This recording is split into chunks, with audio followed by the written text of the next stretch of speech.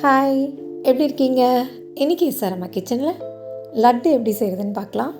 இது ரொம்ப ஈஸியாக செஞ்சிடலாம். இது பூந்தி லட்டு. இதுக்கு என்னெல்லாம் தேவை அப்படின்னு பார்க்கலாம். இப்போ 4 கப் நான் கடலை மாவு எடுத்து வச்சுருக்கேன். அதில் கொஞ்சமாக கலர் தேவைப்பட்டால் போட்டுக்கலாம், இல்லைனாலும் வேண்டாம். ஃபுட் கலர் சேர்த்துட்டு கொஞ்சமாக ஒரு பிஞ்சு தான் சேர்த்துருக்கேன். என்னென்னா சமையல் சோடா சேர்த்துட்டு அதை தண்ணி ஊற்றி நல்லா கலந்து விட்டுடலாம். கட்டிகள் இல்லாமல் கலந்துடணும்.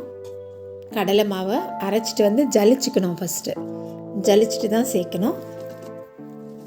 நல்லா கரைச்சிடலாம். எந்த அளவுக்கு மாவு கரைக்கணும் அப்படின்றத இப்போ பார்த்துக்கோங்க. இப்படி தான் இருக்கணும். இந்த மாதிரி கரைச்சி வச்சுட்டு இப்போ ஸ்டவ் ஆன் பண்ணி ஒரு பேன் வச்சு அதில் எண்ணெய் ஊற்றி எண்ணெய் நல்லா காயட்டும். காஞ்சதுக்கப்புறமா கலந்து வச்சுருக்க அந்த மாவு எடுத்து இந்த ஜாரணி இந்த கரண்டியில் ஊற்றி அப்படி தட்டி விட்டாலோ இல்லைன்னா இன்னொரு கரண்டி வச்சு லேசாக சுற்றி விட்டாலோ அது அப்படியே முத்து முத்தாக விழும், அழகாக விழும். அதை எண்ணெயில் பொரித்து எடுத்துடலாம். இது ரொம்ப நேரம் இருக்கக்கூடாது. ரொம்ப நேரம் இருந்தால் மொறுன்னு வந்துடும். ஆனால் நம்மளுக்கு அப்படி பொறுன்னு வேண்டாம். நம்மளுக்கு கொஞ்சம் ஒரு 10 செகண்ட்ஸ் இருந்தால் போதும். 10 to 20 செகண்ட்ஸ் அப்படி ஒரு சுற்றி அப்படி எடுத்துட்டால் ரொம்ப மொறுன்னு இருக்கக்கூடாது. அப்போ நல்லா இருக்காது. அதில் நல்லா ஜீராலாம் ஊறாது. அதனால் கொஞ்சம் முன்னாலேயே எடுத்துடணும். எடுத்து இது மாதிரி சுட்டு வச்சுக்கணும். எல்லாத்தையும் கொஞ்சம் கொஞ்சமாக போட்டு சுட்டு மொத்தத்தையும் எடுத்து வச்சுக்கலாம். அப்புறமா மொத்தமாக நம்ம அதில் சக்கரை பாகுக்குள்ளே போடலாம். சிலர் அப்படியே சக்கரை பாகில் சுட்டு போட்டுருவாங்க ஃபஸ்ட்டே எடுத்து வச்சு. நான் அப்படி செய்ய போகிறதில்ல. நான் இந்த மாதிரி செய்கிறேன் பாருங்கள். இது ஈஸியாக தான் இருக்கும். ஈஸியாக சுட்டுடலாம். இது ரொம்ப நேரம்லாம் ஆகாது. கடகடன்னு சுட்டு எடுத்துடலாம். மாவை கரைச்சிட்டோன்னா இந்த பூந்தி செய்கிறது ஈஸி தான். அதுவும் ரொம்ப நேரம் வேக வைக்க வேண்டிய தேவையும் இல்லை. அதனால் ஈஸியாக செஞ்சு எடுத்துடலாம். நான் கொஞ்சமாக ஒவ்வொரு கரண்டியாக. இன்னொன்று எல்லா பூந்தியும் முத்தாக விழறதுக்கு ஒரு டிப்ஸ் சொல்கிறேன். நம்ம ஒரு தடவை இந்த மாதிரி ஊற்றி தேய்ச்சதுக்கப்புறமா அந்த கரண்டியை கழுவிட்டோன்னா எல்லாமே ஒன்று போல் அதே ஒரே மாதிரி விழுந்துடும். இல்லைன்னா கொஞ்சம் சேர்ந்து விழும். சரி, இது பரவாயில்ல, லட்டுக்கு தானே. இப்போ எல்லாத்தையும் சுட்டு எடுத்தாச்சு. இப்போ என்ன பண்ணலாம்? சக்கரை பாகு காய்ச்சிக்கலாம். இப்போ 4 கப் கடலை மாவு எடுத்திருக்கோம். நான் 5 கப் சக்கரை எடுத்திருக்கேன். அதாவது 1.25 பங்கு.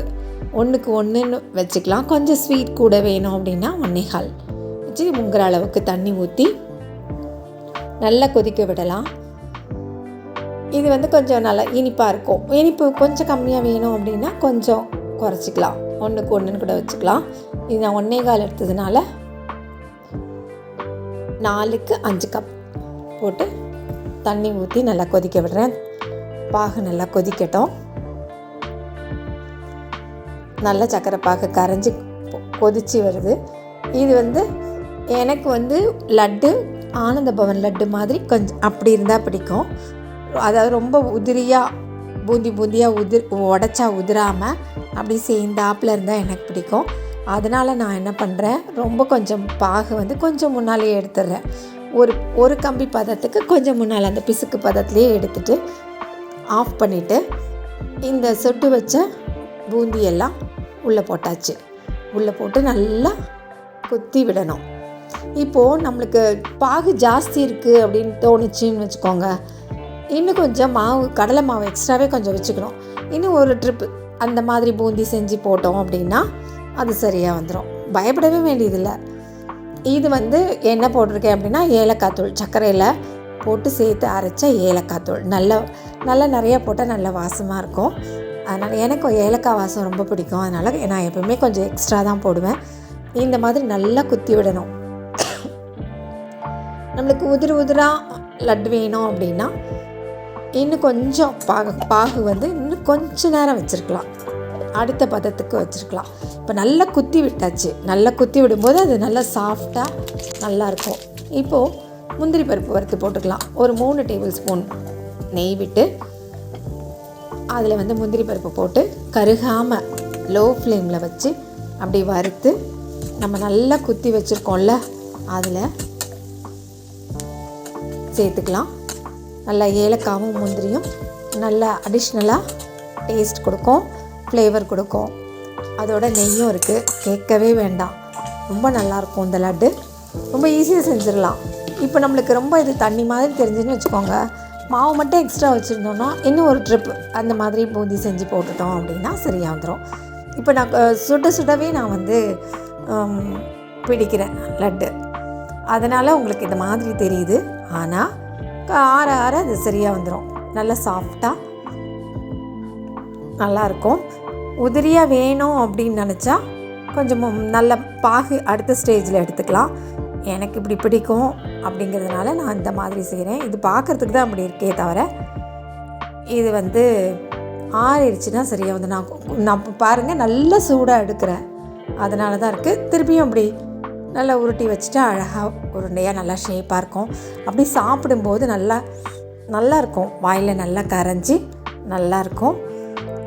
முழுசாக அந்த பூந்தி தெரியாது, அந்த மாதிரி நல்லா டேஸ்ட்டாக இருக்கும். கரெக்டாக ஆனந்த பவன் லட்டு மாதிரியே இருக்கும். பார்த்திங்களா? இது மாதிரி இந்த மிக்சியில் அரைக்கிறத விட இப்படி கரண்டிலேயே அப்படி கொத்திக்கிட்டே இருந்தோன்னா நல்லா அழகாக வந்துடும். இந்த மாதிரி மெத்தடில் எவ்வளோ லட்டு வேணாலும் நம்ம வீட்லேயே ஈஸியாக செஞ்சிடலாம். நல்லா டேஸ்ட்டாகவும் இருக்கும். நீங்களும் ஒரு தடவை இந்த மாதிரி ட்ரை பண்ணி பார்த்துட்டு கமெண்ட் பண்ணுங்கள். லைக் பண்ணி ஷேர் பண்ண மறந்துடாதீங்க. சப்ஸ்கிரைப் பண்ணாதவங்க பண்ணிக்கோங்க. மீண்டும் சந்திப்போம். நன்றி, வணக்கம்.